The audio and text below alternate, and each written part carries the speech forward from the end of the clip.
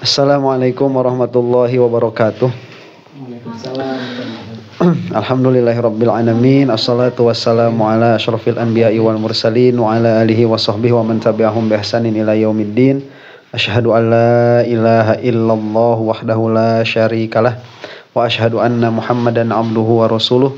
Allahumma arinal haqqo haqqo warzuqna ittiba'ah wa arinal batila batila warzuqna jatinabah ya rabbana ghafir yassirif tahwahdina qarrib wa alif bainana ya rabbana. Allahumma arhamna bil Qur'an wa 'allimna ta'wil wa faqihna fid din warzuqna fahman wa amalan wa maghfiratan wa ridwan wa thawaban wa jannatan wa ru'yatan. Wa qala Rasulullah sallallahu alaihi wasallam, man aradallahu bihi khairan yufaqihu fid din. Nawaitu ta'allum wa ta'lim wa ijtinabal ma'asi fardhan lillahi ta'ala. A'udzu bikalimatillahi tammati min syarri ma khalaq. Bismillahirrahmanirrahim. Bismillahirrahmanirrahim. Bismillahirrahmanirrahim. Bismillahirrahmanirrahim. Bismillahirrahmanirrahim. Bismillahirrahmanirrahim. Bismillahirrahmanirrahim. Subhanaka la ilma lana illa ma 'allamtana innaka antal alimul hakim. Al-Fatihah. Bismillahirrahmanirrahim. Alhamdulillahirabbil alamin. Arrahmanirrahim. Maliki yaumiddin. Iyyaka na'budu wa iyyaka nasta'in. Ihdinas siratal mustaqim. Siratal ladzina an'amta 'alaihim ghairil maghdubi 'alaihim waladdallin. Amin. Bismillah. Muqaddimah keempat mengenai asal kekafiran dan asal kebid'ahan. Jadi di dalam ilmu tauhid itu nanti ada dua jabatan bagi orang yang i'tiqadnya tidak sama. Jabatan pertama namanya kafir, jabatan kedua namanya bid'ah. Nah, kafir itu dia jabatan untuk orang yang i'tiqad di dalam hukum-hukum tentang Tuhan atau pengetahuan tentang Tuhan itu berbeda dengan kenyataan yang diketahui begitu. Misalkan Allah ada. Nah, itu kan jelas posisi Nabi Muhammad SAW itu menyatakan Allah itu ada. Nah, nanti orang yang i'tiqadnya berbeda, yaitu mengiktikadi bahwa Allah tidak ada, nah itu dia disebut kafir. Nah, biasanya patokannya apa? Patokannya itu nanti sifat 20 ini. Jadi jika sifat yang tetap bagi Allah dari yang 20 ini, dari mulai wujud sampai mutakalliman, itu dinafikan, dan dinafikannya ini sampai kepada derajat menetapkan yang sebaliknya. Ya, misalkan nanti mutakalliman itu dinafikan dengan menetapkan kaunuhu bakman. Nah, itu jadi kafir dia. Nah, posisi kekafirannya ini dia kafir fil i'tiqad. Ya, kafir fil i'tiqad. Maksud kafir fil i'tiqad itu bagaimana? Dia tidak bisa dihukumi kafir secara zahir. Jadi dia dilarang masuk masjid, kemudian tidak boleh dinikahkan sama orang muslim, enggak juga. Itu kan nanti hubungannya sama fikih. Begitu. Tapi secara i'tiqad dia itu kafir, dan nanti kalau dia mati dalam keadaan membawa i'tiqad seperti itu, maka dia tidak akan keluar dari api neraka. Nah, yang kedua itu ada yang namanya bid'ah. Ya, ahlul bid'ah ini dia tidak sampai kafir, tapi dosa besar. Bid'ah di dalam i'tiqad. Jadi bid'ah itu dia bukan sesuatu yang awalnya terkena kepada perbuatan. Kayak orang-orang sekarang misalkan punya yang bilang ziarah kubur bid'ah, terus tahlilan bid'ah. Bukan itu. Bukan ke situ. Tapi misalkan dia ada orang punya i'tiqad api membakar dengan dirinya begitu. Nah, itu bid'ah itu seperti itu. Yang ke asbab deh kemarin. Nah, yang asbab itu ya kufrun asbab. Jadi kalau misalkan dia tidak sampai derajat kafir, maka di bawahnya itu ada yang namanya derajat bid'ah. Nah, kekafiran dan kebid'ahan ini kok bisa terjadi? Kenapa? Pasti ada sebabnya. Nah, di antara sebabnya itu ada 7 sebab kekafiran dan sebab kebid'ahan. Andai kata yang 7 ini tidak ada, maka kekafiran itu tidak akan ada. Jadi kesalahan pola pikir ya di dalam i'tiqad yang menjadikan seseorang ini kafir dan bid'ah, menjadi ahlul kufri dan ahlul bid'ah. Maka Al-Imam As-Sanusi mengatakan wa usulul kufri wal bid'ah sab'atun. asal kekafiran dan asal kebid'ahan itu dia ada 7. Nah, yang pertama al-ijabudz dzati. Al-ijabudz dzati. Sebentar.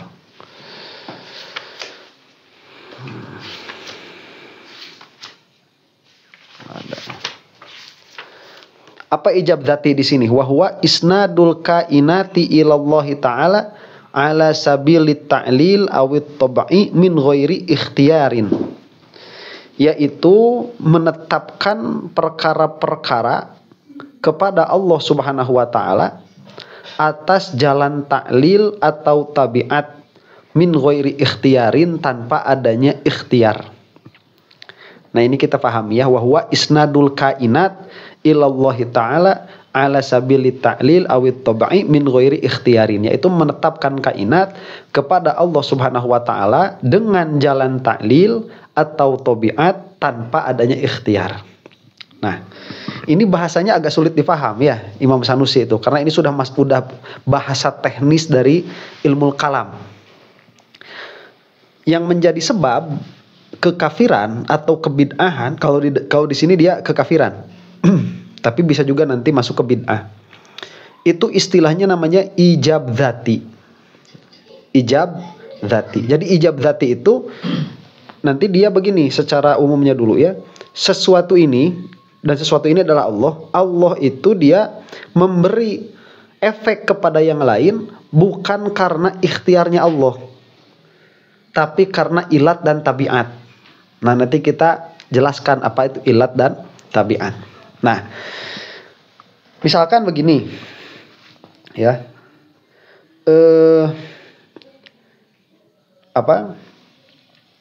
ditanyakan nanti, kenapa Allah Subhanahu wa taala menciptakan alam? Nah, jawaban kita bagaimana itu?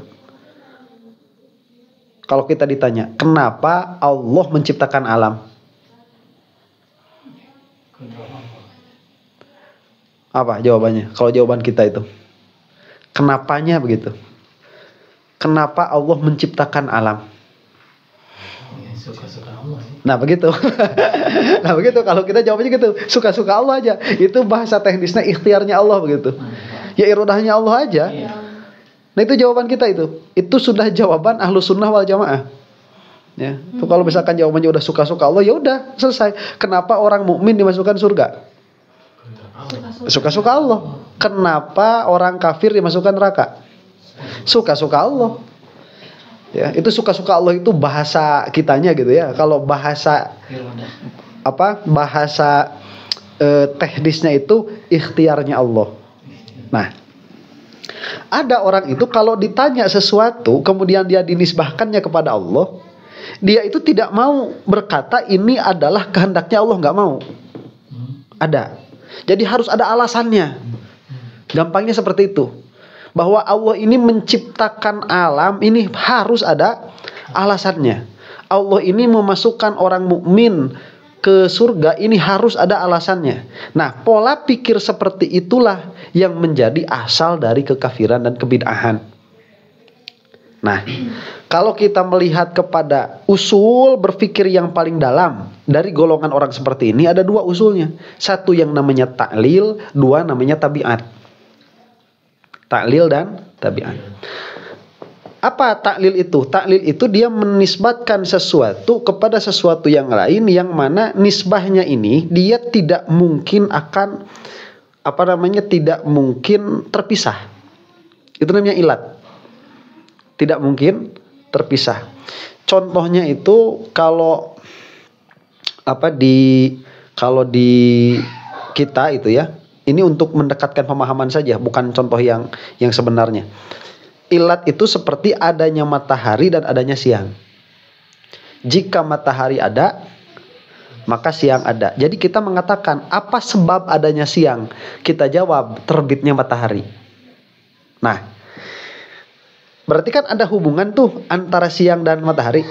Sekarang, apakah apabila matahari ini terbit, siang itu bisa terhalang kedatangannya? Bisa.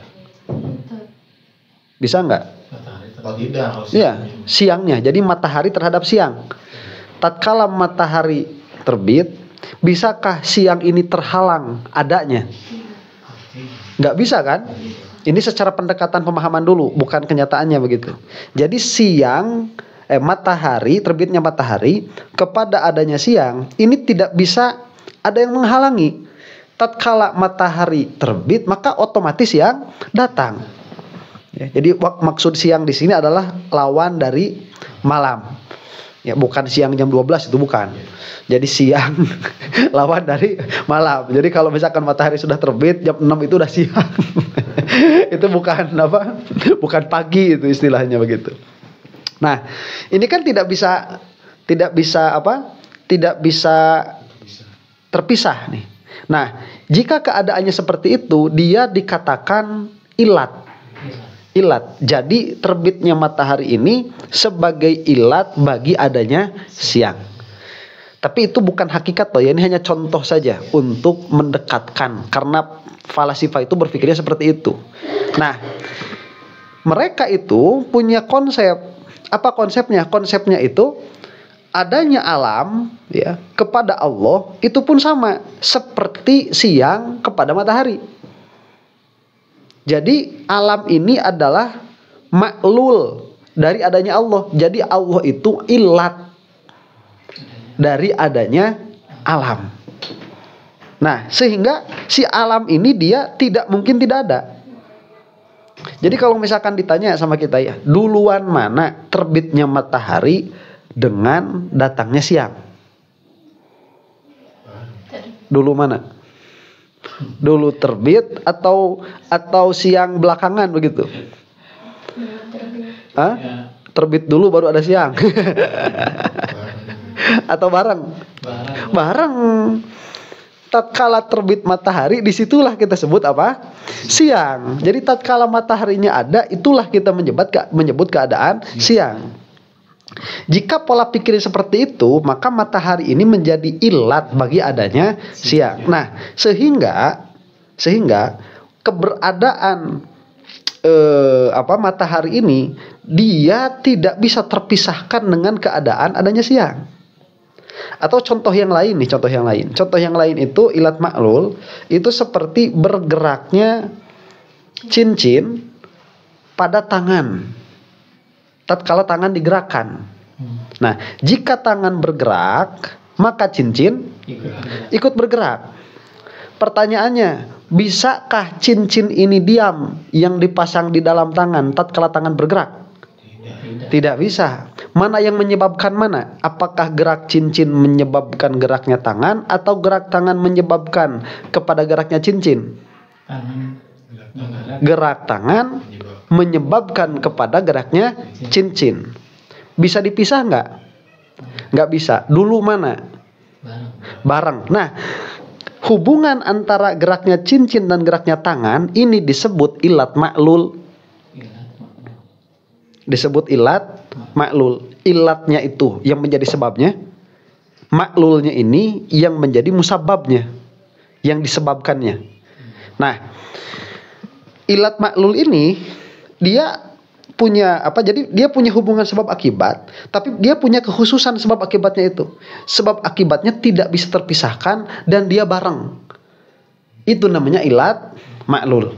Makanya contohnya itu tadi seperti terbitnya siang kepada seperti terbitnya matahari terhadap adanya siang, dan seperti bergeraknya cincin pada tangan. Nah, perkara yang seperti ini ya, yang disebut apa tadi? Ilat maklul, itu menjadikan kita akan berpikir bahwa maklulnya ini dia belum pernah terpisah dari ilatnya. Karena jika ilat maklul, apabila ilatnya ada, maka maklulnya ada. Makanya falasifah itu mengatakan alam ini adalah maklul dari adanya Allah. Nah, jika alam ini maklul dari adanya Allah, pertanyaannya, alam ini pernah nggak ada nggak? Pernah ada. Kalau pola pikir seperti itu, lihat hubungan antara alam dengan Allah. Hubungannya itu hubungan ilat maklul begitu. Kalau itu yang diyakini.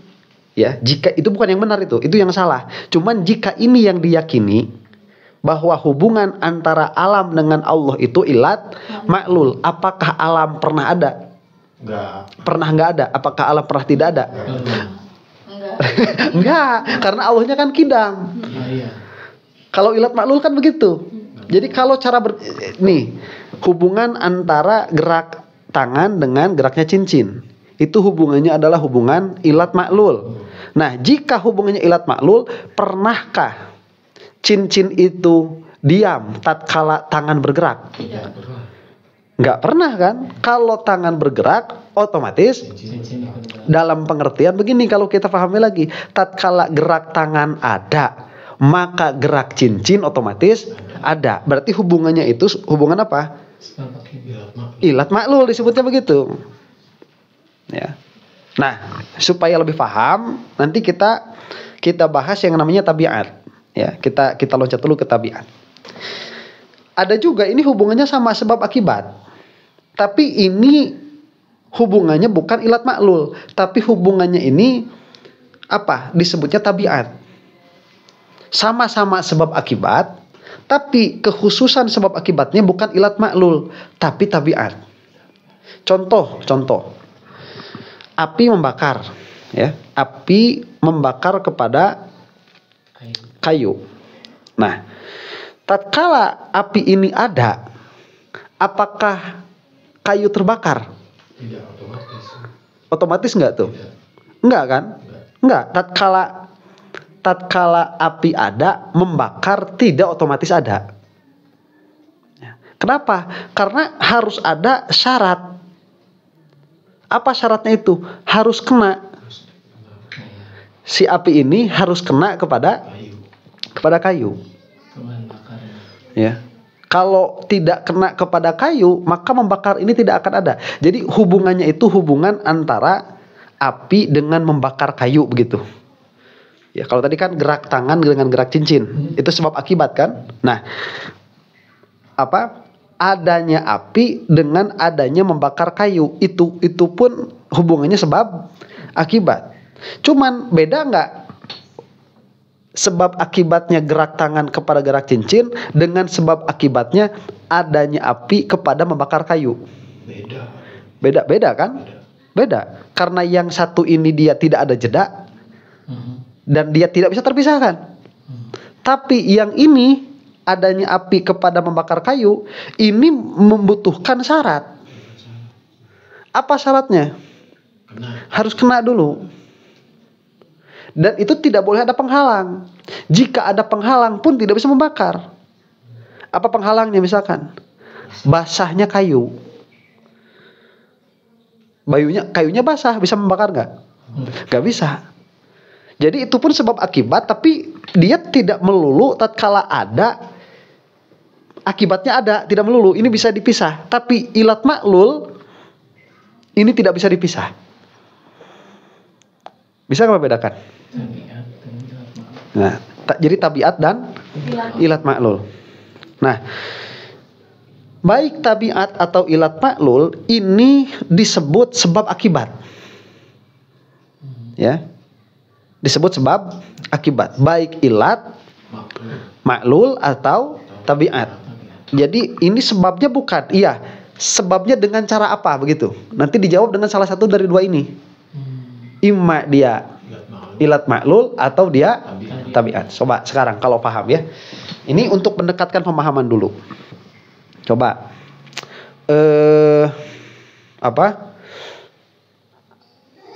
turun hujan dengan tanah basah. Itu ada hubungan sebab akibat nggak? Ada. Sebab hubungan sebab akibatnya ini sifatnya apa? Tabiat. Kenapa?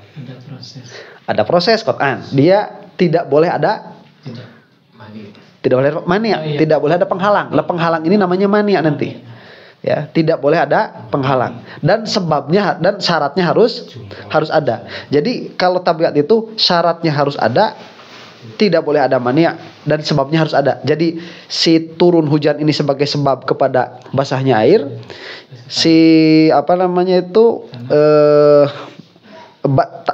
basahnya tanah itu sebagai akibatnya, Nah, nanti syaratnya itu kenanya hujan itu syaratnya, ya. Dan maninya itu apa maninya? Maninya itu tertutup oleh sesuatu. Ya, jadi itu sebab akibat juga. Cuman dia di tengah-tengahnya nanti ada proses begitu. Yang namanya syaratnya harus ada, mani' tidak boleh ada. Nah, itu di dalam tabiat. Nah, di dalam ilat tidak seperti itu, ya. Coba sekarang lagi ini. Adanya bayangan bagi materi tatkala adanya cahaya. Ilat ma'lul. Bisa membedakan kan? Ya. Nah, kira-kira seperti itu. Sekarang kita tidak membahas ini. Sekarang kita membahas Allah. Jadi intisab sesuatu kepada Allah. Bukan kepada api tadi kan, kepada gerak tangan, bukan. Intisab sesuatu kepada Allah, mengaitkan sesuatu dengan Allah.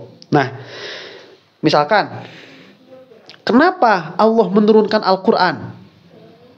Nah, itu orang-orang kalau dijawab dengan dua metode ini, jadi yang menjadi sebab adalah Allah, kemudian turunnya Al-Quran ini menjadi musabab, kemudian dijawab oleh ilat maklul atau tabiat, ini sesat. Kalau tidak kafir dia bid'ah, begitu.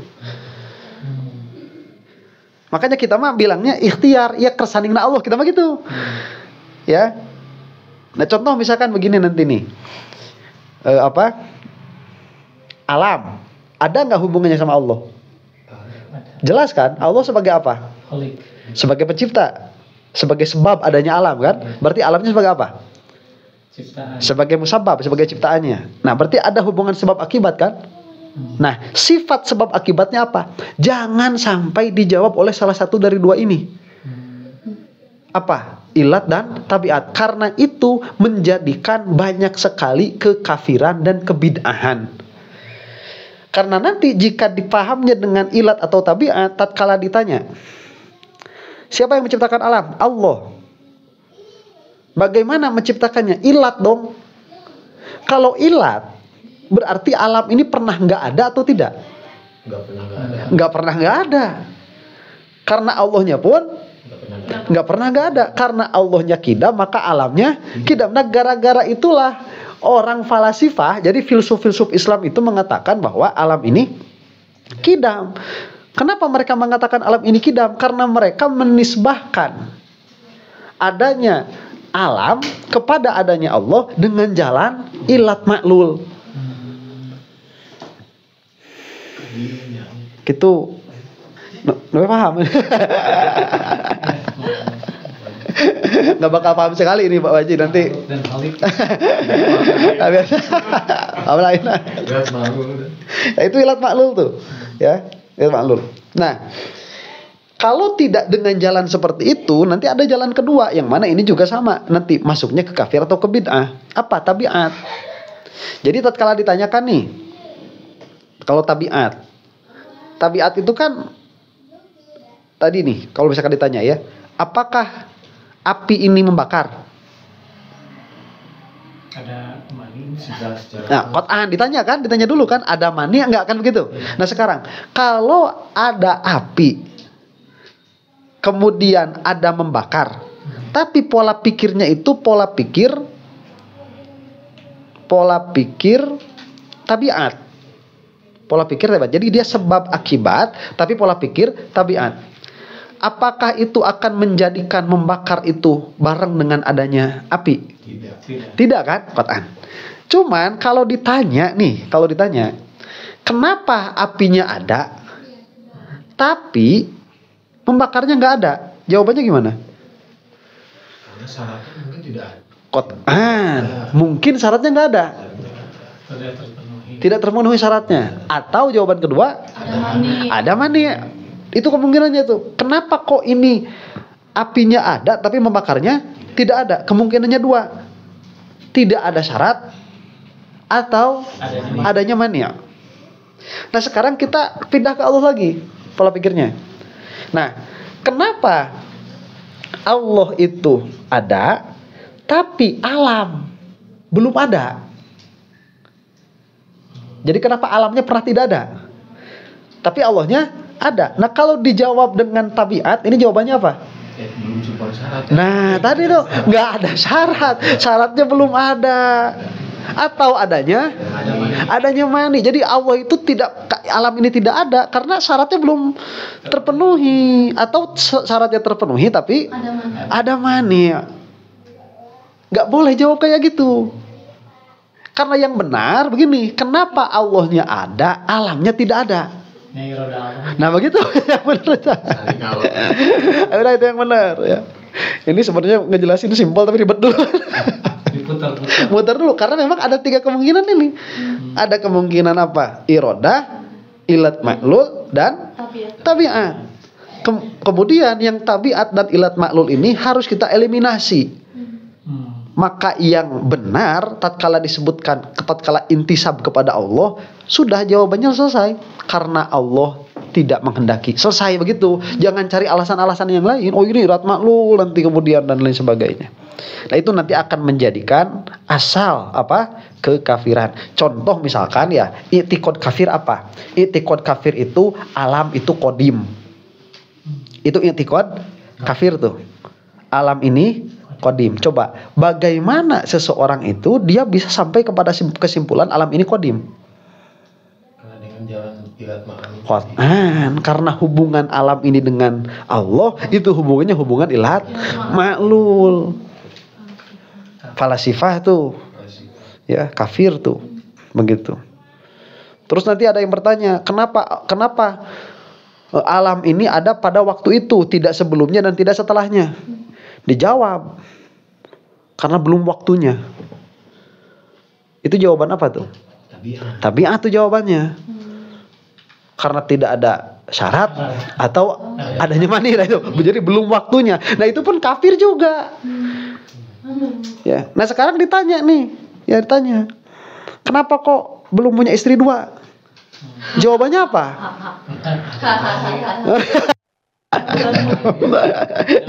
Nah jangan. Kalau dia intisabnya kepada Allah, jawabannya harus apa? Belum belum irodahnya Allah. Begitu. Ya, jangan dijawab ada mani belum saatnya. Enggak boleh, belum ada irodah Allah. Karena kalau sudah ada irodah Allah pasti akan terjadi. Jadi kalau sudah intisabnya kepada Allah, ini tidak boleh ada jawaban lain selain apa? Irodah. Jika ini ditanyakannya kepada Allah. Tapi kalau ditanyainya sama adat kebiasaan, nggak apa-apa. Kita jawab adat kebiasaan nggak apa-apa. Gitu. Ya, kapetel pan, nih lagi merokok gitu. Ini jatuh kapetel. Alau cina. Nah abet ayuna alau nah tadi. Tadi mah ku Allah acan. Di alau kan. Ayo di alau kan. Namun kalau jawabannya ke Allah itu sudah itu irodah. Ya, tapi kita jawab ala kapetel. Berarti kan kita itu secara tidak langsung, secara zahir menyebutkan bahwa si baraknya rokok itu kena ke kaki, itulah yang menyebabkan adanya adau. Nah itu kalau misalkan ke situ intisabnya, dia bisa bid'ah atau bisa kafir. Jadi nanti usul bid'ah dan kafir itu yang nomor pertama ini, menisbahkan sesuatu kepada Allah begitu dengan jalan ilat dan tabiat. Jika kepada selain Allah nggak ada masalah secara zahir, secara adat. Ya, contoh nih tadi geraknya cincin kepada geraknya tangan. Mana sebab dan akibat? Sebab tangan akibat cincin. Nah, gerak tangan sebagai sebab, gerak cincin sebagai akibat. Ini hubungannya hubungan apa? Ilat maklul. Boleh karena bukan ke Allah. Dan kita bukan membicarakan hakikat. Kita sedang membicarakan adat. Itu nanti hakikatnya Allah yang menggerakkan tangan, Allah yang menggerakkan cincin begitu. Makanya ilat maklul ini dia tidak terjadi di dalam hakikat, tidak. Hubungan sebab akibat ada 3 kemungkinannya. 1 irodah, 2 ilat maklul, 3 tabiat. Ya, secara adat 3-3-nya terjadi. Secara hakikat hanya 1 yang terjadi. Paham nggak? Coba kita secara adat dulu ya, secara adat. Kenapa kita pengen makan bakso?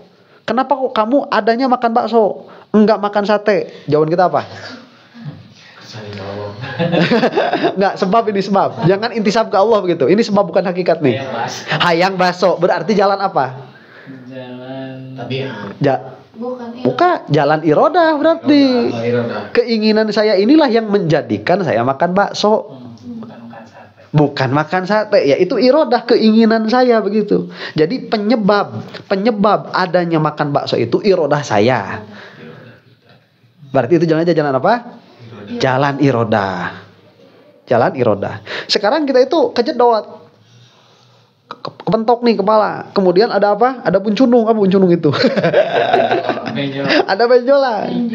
Tadinya benjolan ada nggak? Nggak. Sekarang ada nggak? Apa sebabnya? Tabiat itu mah. Tabiat. Apa sebabnya dulu? Kejedot. Nah, sebabnya kejedot. Kenapa kok kejedot ini yang menjadi sebab kepada Benjol. benjolan? Dengan cara apa itu? Tabiat itu. Kejedotnya ada, nggak ada halangan. Kan kalau kejedot pakai helm kan nggak bakalan ada benjol, ada halang. Cuma kejedot, ya kejedotnya ini emang jadi sebab. Cuman sebabnya sebab tabiat. Kalau ada mani aja nggak bakalan ada. Bukan gara-gara saya mau kan? Kenapa itu kok ada benjolan? Saya mau. Mau kan nggak kan? Jadi jalannya itu bukan jalan irodah. Jadi irodah bukan jalan kepada adanya benjolan itu, tapi jalannya jalan apa? Tabiat. Jalan tabiat. Kemudian jika ditanyakan tadi tuh apa geraknya cincin kepada geraknya tangan, ya ini penyebab geraknya cincin apa? Geraknya tangan. Nah berarti cincin kepada berarti geraknya tangan sebagai apa? Sebagai sebab kepada geraknya cincin. Jalan apa? Jalan ilat malul. Sekarang saya tanya lagi, kenapa tangan kamu kok gerak? Karena Allah. Jangan dulu hakikat. Irodah. Karena saya pengen gerakin tangan, maka jalan untuk menggerakkan tangan jalannya irodah. Jadi sebab dari geraknya tangan apa? Keinginan saya. Irodah. Nah, itu secara adat. Apa yang terlihat oleh kita. Tapi pada hakikatnya itu semuanya oleh Allah. Nggak ada jalan sebab, nggak ada jalan ilat pada hakikatnya. Ya, jadi intisab ke Allah itu semuanya nanti irodah Allah. Kenapa cincin ini bergerak? Hakikatnya ditanya nih. Karena Irodah Allah. Kenapa tangan bergerak? Irodah Allah. Kenapa kamu pengen menggerakkan tangan? Tuh, semuanya kepada irodah Allah semua. Kalau di dalam hakikat, dan nanti ini secara logis bisa dipertanggungjawabkan. Ini bukan doktrin. Cuman ya agak ribet pikirnya gitu, soalnya coba gimana kita ini mau mengatakan secara logis bahwa semua yang terjadi ini baik besar ataupun kecil ini semuanya oleh Allah, tidak ada yang lain. Gimana cara kita istidlalnya ini, mencari dalilnya? Memang agak susah emang ya, berpikirnya agak sulit begitu. Ini bukan doktrin, cuman sekarang kasih tahu dulu iktikodnya. Kalau kita ngobrolnya ini hakikat, tatkala maksud hakikat itu hubungannya dengan Allah apa? Pasti dia irodah. Kalau secara adatan ketiganya terjadi, irodah terjadi, tabiat terjadi, ilat ma'lul terjadi secara adat begitu. Tapi secara hakikat tidak ada yang terjadi selain irodah. Pun hanya irodahnya Allah. Adapun bagi nih ya, biar kita paham dulu nih. Adapun bagi siapa orang-orang ateis misalkan yang tidak percaya kepada Allah, yang terjadi di dalam hakikat itu tiga-tiganya terjadi. Ini hakikatnya nih, tiga-tiganya terjadi. Ya, irodah terjadi. Apa? Padahal di dalam keadaan kita menggerakkan anggota badan kita. Jadi anggota badan kita ini bergerak yang ikhtiari. Ini apa sebabnya? Saya ingin. Nah itu sebabnya. Jadi sebab irodah, ya. Jadi geraknya tangan itu karena irodah. Dan itu adalah hakikatnya begitu. Itu menurut orang-orang yang nggak percaya sama Tuhan tuh, ya. Tatkala ditanya gerak cincin kepada gerak tangan, itu adalah sebab akibat. Apa jalannya? Ilat maklul. Ya. Jadi ilat maklul ini terjadi pada apa? Pada geraknya cincin dari geraknya tangan. Nah satu lagi. Api membakar. Nah ini terjadi, yang menjadi sebab adalah api, yang menjadi musababnya adalah terbakar. Jalan apa? Jalan tabiat, hakikotan begitu. Nah itu falasifah atau orang-orang yang tidak iman kepada Allah. Adapun falasifah nanti semuanya ilat maklul. Jadi falasifah itu mereka punya keyakinan predestination. destiny. Apa itu namanya? Takdir. Nah, konsep takdirnya falasifah dengan konsep takdirnya Islam beda. Kalau takdirnya falasifah itu, kita sekarang ini duduk di sini, itu penyebabnya apa? Big Bang begitu. Kita sudah tidak bisa mengelak dari keadaan kita sekarang di tempat ini. Dan penyebabnya adalah apa? Big Bang-nya itu. Karena Big Bang ini nanti dia menjadi penyebab secara ilat kosmos seperti sekarang ini, begitu. Itu konsepnya siapa? Konsepnya falasifah. Ya, di fisikawan itu jadi Pak Haji ya, konsep tentang apakah kehidupan kita ini sudah diatur atau tidak, itu bukan hanya terjadi di dalam teologi, ilmu akidah tidak, tapi di dalam ilmu fisika itu menjadi pembahasan. Di dalam ilmu fisika pun itu jadi pembahasan. Ya. Cuman nanti yang jadi penyebab utamanya berbeda. Kalau kita ini kan keikhtiar Allah. Kalau mereka itu jadi mekanistik. Jadi seolah-olah kita itu gear yang ada sekarang. Gara-gara runtutan Quran. Gear yang ada sekarang gara-gara gear yang dulu diputar. Itu diputarnya waktu Big Bang. Semuanya gini udah terjadi. Itu program by nature begitu. Itu pola pikirnya siapa? Fisikawan. Ya, ateis. Fisikawan yang ateis begitu. Ya. Ahli kosmologi. Orang-orang kosmologi begitu cara. Itu predestination, predetermined begitu ya. Sebelumnya dia sudah ditentukan, tapi yang menentukannya ini nature begitu. Alam. Kita itu seolah-olah kita punya pikiran bebas padahal tidak. Itu pikiran mereka kayak gitu. Ya. Sebabnya kenapa? Sebabnya kita itu ya diputar. Karena kata mereka begini, kenapa kita ini sekarang kok adanya sekarang? Ya tadi ilat maklul atau tabiat. Karena syaratnya belum terpenuhi begitu. Jadi komposisi DNA yang ada sekarang ini, komposisi protein yang menjadikan kita itu dulu belum terjadi. Sekarang terjadi, dan komponen dan bersatunya komponen ini hasil diputarnya gear yang dulu begitu. Ini pola pikirnya siapa? Falasifah. Itu awas ya, ini dijelaskan bukan untuk diyakini begitu. Tapi ini dijelaskan untuk diketahui kesalahannya. Dari mana gara-garanya? Itu gara-garanya itu taklil dan tabiat. Ya. Subhat itu namanya. Kalau kita itu semuanya sudah selesai dan kita tidak akan bisa keluar dari ketentuan itu, dan ketentuannya ini dengan irodahnya Allah Subhanahu wa taala. Paham? Nah, itu asal kafir dan bid'ah yang pertama. Semuanya ada 6 nih. Mau diselesaikan malam ini baru 1. Ada 7, betul. Semuanya ada 7 nih, gitu. Satu ilat maklul. Tabiatnya kedua gitu. Enggak. Ini nomor 1. Ini namanya ijab dzati.